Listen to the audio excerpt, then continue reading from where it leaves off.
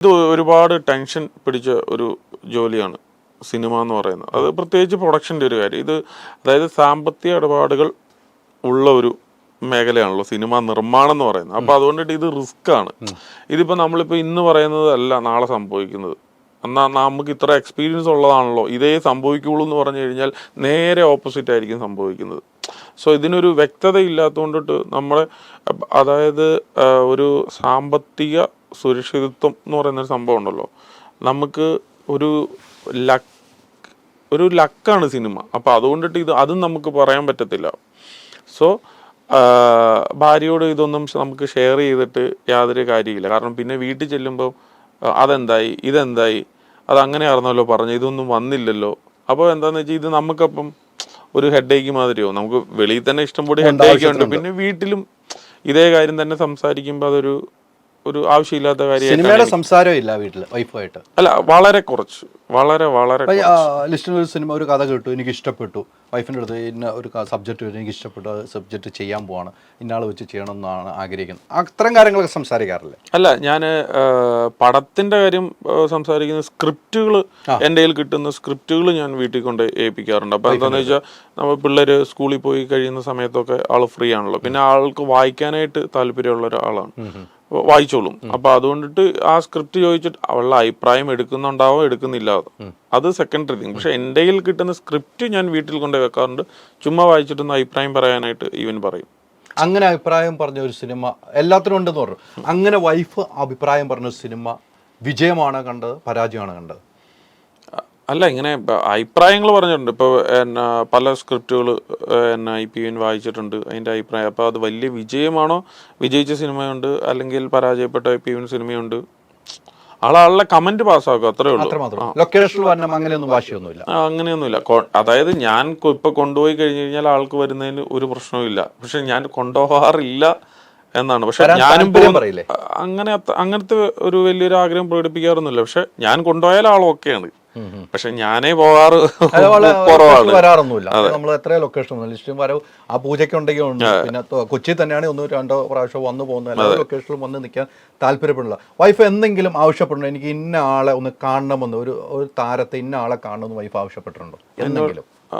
അങ്ങനെ ആവശ്യപ്പെട്ടിട്ടില്ല. പിന്നെ ചിലപ്പോൾ നമ്മളിപ്പോൾ വല്ല ഫംഗ്ഷനൊക്കെ പോവുകയാണെങ്കിൽ വേണേ ഞാനും വരാൻ കേട്ടോ എന്ന് ഈവൻ പറയാറുണ്ട്. വേണ്ട, നീ വരണ്ട, നിനക്ക് ബുദ്ധിമുട്ടാകത്തില്ലേ? കാര്യം എന്താന്ന് പറയാം, നമ്മൾ വരുമ്പോൾ എന്താന്ന് വെച്ച് കഴിഞ്ഞാൽ നമ്മൾ അതിൽ ഇങ്ങോട്ടൊക്കെ കറങ്ങി നടക്കും, നമ്മൾ പരിചയമുള്ള ആളുടെ പോയി നിരിക്കും, വർത്താനം പറഞ്ഞു നിരിക്കും. അപ്പം നമ്മുടെ ഒരു ശ്രദ്ധ അങ്ങോട്ട് മാറൂല. അപ്പം പിന്നെ വൈഫ് വന്നിട്ടുണ്ടെങ്കിൽ എന്താന്ന് വെച്ചാൽ നമ്മൾ വൈഫിൻ്റെ കൂടെ ഈവൻ ഇരിക്കണം, പിന്നെ ആ സമയത്ത് പോകേണ്ട വരും തിരിച്ച്.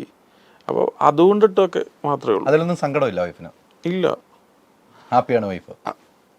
ഓഫ് കോഴ്സ്, തീർച്ചയായിട്ടും വൈഫിനെ എനിക്ക് പരിചയമുള്ള ഹാപ്പിയാണ്. എപ്പോഴും നല്ല ചിരിച്ച മുഖം, ലിസ്റ്റിനെ പോലെ തന്നെ ചിരിച്ച മുഖമുള്ളത് തന്നെയാണ് വൈഫ് എന്ന കാര്യത്തിൽ സംശയം. ഞാൻ ചോദിച്ചു വന്നത്, പല ആളുകൾക്കും ചിലപ്പോൾ വൈഫിനൊന്ന് കൊണ്ടാണ്, അല്ലെങ്കിൽ ഇന്ന ആളെ കാണണമെന്നൊക്കെ ആഗ്രഹം പ്രകടിപ്പിക്കുന്ന ഒത്തിരി പേരുണ്ടല്ലോ. അപ്പോൾ എൻ്റെ വൈഫാണെങ്കിൽ അങ്ങനെ ആഗ്രഹം പറയുന്ന വൈഫാണല്ലോ എൻ്റെ എല്ലാവരും. അതെ. അപ്പോൾ ലിസ്റ്റിൻ പറയുന്ന പോലെ ലിസ്റ്റിനോടൊപ്പം ഒതുങ്ങി ജീവിക്കുന്ന, കൃത്യമായ വീട്ടുകാര്യങ്ങൾ നോക്കി ജീവിക്കുന്ന ഒരു വൈഫാണ് ലിസ്റ്റിൻ്റെ ഒരു കുടുംബം എന്ന് വേണം നമുക്ക് ഇതിൽ നിന്ന് മനസ്സിലാക്കാൻ. എന്നാൽ അഭിപ്രായങ്ങൾ പറയേണ്ട സ്ഥലത്ത് പറയുകയും ചെയ്യുന്നുണ്ട് വൈഫ്, അല്ലേ? തീർച്ചയായിട്ടും. അല്ല, ആൾ ഇൻഡിവിജ്വൽ ആണല്ലോ. ഇപ്പോൾ ആള് പഠിക്കുന്ന ഒരാളാണ്. ഇപ്പം ACCA പഠിച്ചുകൊണ്ടിട്ട് PN ഇരിപ്പുണ്ട്, 8-9 പേപ്പർ പാസ്സായിട്ടുണ്ട്. ഇതിന് മുമ്പ് ലണ്ടനിൽ ബാർക്ലീസ് ബാങ്ക് എന്ന് പറയുന്ന ഒരു ബാങ്കിലാണ് വർക്ക് ചെയ്തുകൊണ്ടിട്ടിരുന്നത്. അപ്പം ആൾക്ക് ഇപ്പം ലോകപരിചയമാണ്. അല്ല, അത് വലിയ കാര്യമാണ്. ലോകപരിചയം വലിയ കാര്യമാണ്, തീർച്ചയായിട്ടും. അല്ലല്ല, അതുകൊണ്ടിട്ട് തന്നെ ആൾക്ക് ഇപ്പം നമ്മളിപ്പോൾ ഡിപ്പെൻഡ് ചെയ്യണമെന്നോ അങ്ങനത്തെ ഒന്നും PN ഇല്ല. അപ്പം നമ്മുടെ വൈഫ് ആയതുകൊണ്ടിട്ട് തന്നെ നമ്മുടെ കൂടെ PN നിൽക്കുന്നു, അല്ലെ? എന്നെ കല്യാണം കഴിച്ചില്ലെങ്കിൽ വേറൊരാളെ കല്യാണം കഴിക്കണം, അല്ലെ? അപ്പം നമ്മുടെ സാഹചര്യത്തിന് അനുസരിച്ചാണ് എല്ലാവരും നിൽക്കേണ്ടത്. അതങ്ങനെയാണല്ലോ. ഈ സാമ്പത്തിക കാര്യങ്ങളൊക്കെ ഇപ്പോൾ പറഞ്ഞു തന്നപ്പോൾ, സാമ്പത്തികമായിട്ട് ബന്ധപ്പെട്ട് ഈ ഇടയ്ക്ക് ലിസ്റ്റിനെതിരെയൊക്കെ വലിയ ആരോപണങ്ങൾ ഉണ്ടായി, അല്ലേ? ലിസ്റ്റിനെതിരെയൊക്കെ വലിയ ആരോപണം. ലിസ്റ്റിനെതിരെ നമ്മൾ നിർമ്മാതാക്കളുടെ കുറേ നിർമ്മാതാക്കളുടെ പേരിൽ ആരോപണം ഉണ്ടായി. പൈസ വെട്ടിക്കുന്നു, ഇൻകം ടാക്സ് വരുന്നു, ED ചോദ്യം ചെയ്യുന്നു. ഇതിൻ്റെയൊക്കെ സത്യാവസ്ഥ എന്താണ് ലിസ്റ്റിനെ? അല്ല, അങ്ങനെയല്ല. ഇൻകം ടാക്സ് റെയ്ഡ് എനിക്ക് ഫസ്റ്റിൽ ആണ് ഇപ്പോൾ വരുന്നത്. ഇതിന് മുമ്പ് TDCൻ്റെ ഇൻസ്പെക്ഷൻ ഉണ്ടായിട്ടുണ്ട്, GSTയുടെ റെയ്ഡ് വന്നിട്ടുണ്ട്. ഇതിനു മുമ്പ് ഈവൻ സംഭവിച്ചിട്ടുള്ളതാണ്. ED-യുടെ നോട്ടീസ് വന്നിട്ടുണ്ട്. ഇതൊക്കെ സത്യത്തിൽ നമ്മളും ഇതറിയുന്നത് ഇങ്ങനെയാണ്. നമ്മളില്ലെങ്കിൽ നാട്ടിലൊക്കെ ഉണ്ടായിരുന്നപ്പോൾ ഇൻകം ടാക്സ് റെയ്ഡ് എന്നൊക്കെ പറയുമ്പോൾ നമ്മളിതെന്താണ് കള്ളനോട്ട് എന്ന് പറഞ്ഞു കഴിഞ്ഞാൽ ചിലപ്പോൾ എന്താണെന്ന് വെച്ചാൽ കള്ളപ്പണം എന്ന് പറയുന്നത് കള്ളനോട്ടാണെന്നാണ് ഓർത്തുകൊണ്ടിട്ടിരുന്നത്. അപ്പോൾ എന്താണെന്ന് വെച്ചാൽ ഇത് അതല്ലല്ലോ, കണക്കിൽ പെടാത്ത പണം, അതായത് നമ്മൾ അക്കൗണ്ടിൽ കാണിക്കാത്ത പിന്നെ പണം. ഇപ്പോൾ നമ്മളിപ്പോൾ പിന്നെ പൈനാപ്പിൾ കൃഷി നടത്തുന്നവരുടെ ക്യാഷ് ആയിരിക്കും, റബ്ബർ വെട്ടിയിരിക്കുന്നവരുടെ ക്യാഷ് ആയിട്ടായിരിക്കും. ഇതൊന്നും അക്കൗണ്ടിൽ കാട്ടുന്നില്ല, ഇതെല്ലാം കള്ളപ്പണമാണ്. മനസ്സിലായോ? അപ്പോൾ കണക്കിൽ പെടാത്ത പണം ഉണ്ടോ എന്നറിയാൻ വേണ്ടിയിട്ട് ഇപ്പം നമ്മൾ എല്ലാ വർഷവും നമ്മൾ ഇൻകം ടാക്സ് ഈവൻ അടയ്ക്കുന്നുണ്ട്. നമ്മൾ ആ കാട്ടുന്ന കണക്കുകൾ ശരിയാണോ, അതിൽ പെടാത്ത വേറെ എന്തെങ്കിലും പൈസകളുണ്ടോ എന്നൊക്കെ ചെക്ക് ചെയ്യാൻ വേണ്ടിയിട്ട് വരുന്ന ഒരു യൂഷ്വൽ സംഭവമാണ് ഇൻകം ടാക്സ് റെയ്ഡ് എന്ന് ഇപ്പം ഇവൻ പറയുന്നത്. കാരണം ഇത് നമ്മളെ മാത്രമല്ല, സിനിമ ആയതുകൊണ്ടിട്ട് മാത്രം ഇത് വെളിയിലേക്ക് വരുന്നു, പബ്ലിസിറ്റി ചെയ്യുന്നു എന്ന് മാത്രമേ ഉള്ളൂ. കാരണം ഈ റെയ്ഡ് കഴിഞ്ഞിട്ട് ഒരു 50 റെയ്ഡ് അവർ നടത്തിയിട്ടുണ്ട്. പല പല പാറമട ആയിക്കോട്ടെ, ബിൽഡേഴ്സ് ആയിക്കോട്ടെ, എന്തെല്ലാം റെയ്ഡുകൾ നടത്തിയിട്ടുണ്ട്. അതൊന്നും ആർക്കും അറിയത്തില്ല. കാരണം സിനിമ എന്ന് പറയുന്നത് സിനിമ ഒരു പബ്ലിസിറ്റിയുടെ ഒരു ഭാഗമാണ്. അപ്പോൾ സിനിമയുടെ ആയിട്ടുള്ള ആർട്ടിസ്റ്റുകളുടെയോ അല്ലെങ്കിൽ അതുപോലെയുള്ള മുൻനിര സംവിധായകരുടെയൊക്കെ വീട്ടുകളിൽ റെയ്ഡ് വരുമ്പോൾ അതൊരു മാധ്യമത്തിൽ ഒരു വലിയ വാർത്തയായിട്ട് വരുന്നു. ആ വാർത്ത വരുമ്പോഴത്തേനും എല്ലാവരും ഒന്ന് അലേർട്ടാവും. അപ്പോൾ ആരെങ്കിലും അങ്ങനെ ഈ അലേർട്ടൊക്കെ വെച്ചിട്ട് അല്ലെങ്കിൽ ഇതിനൊരു പ്രാധാന്യം കൊടുക്കുന്നത് കൊണ്ടിട്ട് മറ്റുള്ളവരും ഇത് കെയർ ചെയ്ത് അടയ്ക്കും, ഇൻകം ടാക്സ് മാക്സിമം അടപ്പിക്കുക എന്നുള്ള ഒരു ഉദ്ദേശത്തിൻ്റെ ഒരു ഭാഗം എന്നുള്ളത് മാത്രമാണ് അതുള്ളൂ. കാരണം ഞാൻ പറഞ്ഞല്ലോ, ഞാൻ ഇപ്പോൾ ഡിഗ്രി മാത്രം അത് കംപ്ലീറ്റ് ചെയ്യാത്ത ഒരാളാണ്. അപ്പോൾ നമ്മളിപ്പോൾ ഇത്രയും വലിയ കാര്യങ്ങളെല്ലാം ഈവൻ ചെയ്യുമ്പോൾ നമ്മുടെ ഓഫീസിൽ ഒത്തിരി അക്കൗണ്ട്സിൽ വർക്ക് ചെയ്യുന്ന ഒരുപാട് സ്റ്റാഫുകളുണ്ട്, ചാർട്ടേഡ് അക്കൗണ്ടൻ്റ് ഉണ്ട്. നമ്മൾ കണക്ക് സബ്മിറ്റ് ചെയ്യുന്ന ചാർട്ടേഡ് അക്കൗണ്ടൻ്റ് അടുത്താണ്. അപ്പോൾ ഇതെല്ലാം ഡിപ്പെൻഡ് ചെയ്തിട്ടാണ് പോകുന്നത്. അല്ലാണ്ട് ഞാനൊരു തോന്നിയാസ കണക്കുണ്ടാക്കിയിട്ട് അത് കാട്ടി അത് ശരിയാക്കി തരുന്ന അല്ല ചാർട്ടേഡ് അക്കൗണ്ടൻ്റ്. നമ്മൾ എന്തെങ്കിലും ഒരു വലിയ കാര്യം ചെയ്യുമ്പോൾ അത് ഡിസ്കസ് ചെയ്ത് ചോദിച്ച് മനസ്സിലാക്കിയിട്ടല്ല നമ്മുടെ ഓഫീസിലുള്ളവരോട് പോലും ചോദിച്ചിട്ടാണ് ഓരോന്ന് എങ്ങനെ ചെയ്യാം. അതായത് നമുക്ക് ചുമ്മാ ഈവൻ ചെയ്യാനായിട്ട് ഈവൻ പറ്റത്തുമില്ലല്ലോ.